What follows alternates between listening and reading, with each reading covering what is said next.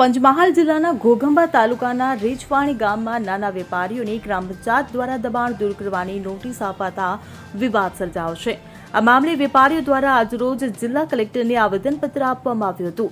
વેપારીઓના જણાવ્યા મુજબ તેઓ છેલ્લા 30-40 વર્ષથી રોડની બંને બાજુ 50-60 ફૂટ દૂર શાકભાજીની લારીઓ અને કટલરી સામાનની દુકાનો ચલાવે છે। તેમણે કોઈ પાકું બાંધકામ કે પંચાયતને નડતર રૂપ દબાણ કર્યું નથી, છતાં પંચાયતે તેમને નોટિસ આપી છે।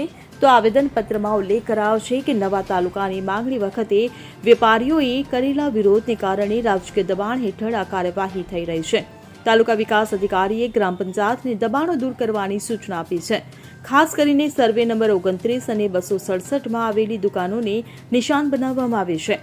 વેપારીઓએ જણાવ્યું છે કે તેઓ ગરીબ અને શિક્ષિત બેરોજગાર પરિવારોમાંથી આવે છે। આ ધંધો તેમની આજીવિકાનો એકમાત્ર સ્ત્રોત છે। તેમણે સવાલ ઉઠાવ્યો છે કે ગામમાં અન્ય સર્વે નંબરોમાં પણ દબાણ હોવા છતાં માત્ર આ 2 સર્વે નંબરને જ કેમ નિશાન બનાવવામાં આવ્યા છે। વેપારીઓએ જિલ્લા અધિક કલેક્ટર પાસે ન્યાયની માંગ કરી છે।